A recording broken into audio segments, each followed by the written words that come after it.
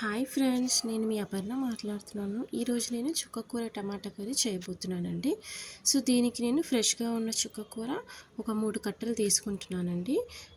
And 5 టమాటాలు రెడ్గా ఉన్నవి, 2-3 పచ్చిమిర్చీలు, 2 కరివేపాకు రెమ్మలు, ఒక ఆనియన్, 4-5 వెల్లుల్లి రెబ్బలండి. సో దీనికోసం నేను స్టవ్ పైన బాండీ పెట్టానండి. లైట్గా అది వేడి అయ్యాక మనం ఒక 2 టేబుల్ స్పూన్స్ వరకు ఆయిల్ వేసుకుందాం. ఆయిల్ లైట్గా వేడి అయ్యాక నేను దాంట్లో లైట్గా అంటే ఒక టీ స్పూన్లో హాఫ్ అండి, లైట్గా కొద్దిగా ఆవాలు జీలకర్ర వేసుకొని, కొద్దిగా అండి 1 స్పూన్ వేసుకోవద్దు, హాఫ్ స్పూన్ కన్నా కొద్దిగా తక్కువ వేసుకోండి. ఆవాలు, జీలకర్ర, వెల్లుల్లి రెబ్బలు, ఆనియన్స్, కరివేపాకు అండ్ పచ్చిమిర్చి వేసేసుకొని 1 స్పూన్ ఆల్రెడీ నేను సాల్ట్ వేస్తున్నాను. 1 స్పూన్ సాల్ట్ వేసుకొని కొద్దిగా వేగనివ్వండి.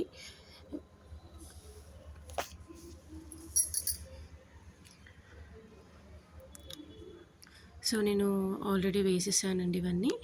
ఆనియన్స్, పచ్చిమిర్చి, వెల్లుల్లి రెబ్బలు అండ్ 1 స్పూన్ సాల్ట్ అండి. ఇవన్నీ మనం ముందే వేసేసుకున్నాము.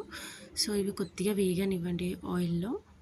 సాల్ట్ అనేది నేను 1 స్పూన్ వేసానండి. ఒకవేళ సరిపోకపోతే మీరు లాస్ట్లో మళ్ళీ యాడ్ చేసుకోవచ్చు సాల్ట్.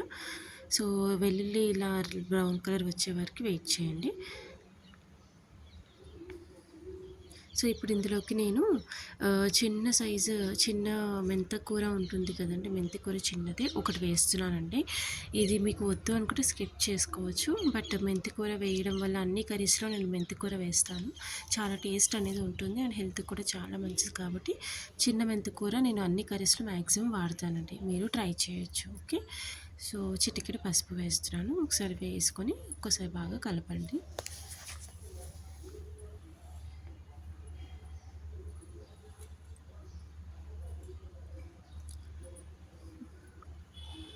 ఒకసారి కలుపుకున్నాక మనం ఇప్పుడు ఈ కన్సిస్టెన్సీ వచ్చే వరకు, మెంతి కూర కొద్దిగా వేగనివ్వండి ఆయిల్లో. ఈ కన్సిస్టెన్సీ వచ్చే వరకు వెయిట్ చేయండి. ఇప్పుడు నేను కట్ చేసి పెట్టుకున్న చుక్కకూరని వేసేస్తున్నానండి.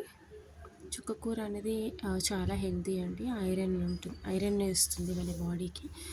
సో ఇది మీరు అప్పుడప్పుడు తినాలండి కంపల్సరీ. ఒక 10 డేస్కి ఒకసారి కానీ 1 వీక్కి ఒకసారి కానీ చుక్కకూర అనేది మన కర్రీస్లో యాడ్ చేసుకోండి, మీకు ఐరన్ అనేది ఇస్తుంది. ఓకే, సో ఇప్పుడు నేను 1.5 స్పూన్ వరకు కారం తీసుకుంటున్నాను. కారం వేసాక ఒక్కసారి బాగా కలపండి ఆయిల్లో. ఆకుని కలిపాక ఒక 2-3 మినిట్స్ వరకు వేగనివ్వండి మూత పెట్టేసి. ఓకే ఓకే ఫ్రెండ్స్, ఈరోజు నా చిట్కా ఏంటంటే, మీరు క్యారెట్స్ వాడతారు కదండి ఇంట్లో. సో క్యారెట్తో పాటు క్యారెట్లో మీరు జ్యూస్ చేసుకుంటారు కదా. సో దానికి యూజ్ ఏంటో చెప్తాను. ఇప్పుడు మీరు క్యారెట్ జ్యూస్ ఎలా అంటే నార్మల్గా తొక్క తీసేసి మిక్సీలో గ్రైండ్ చేసుకుంటారు క్యారెట్ని.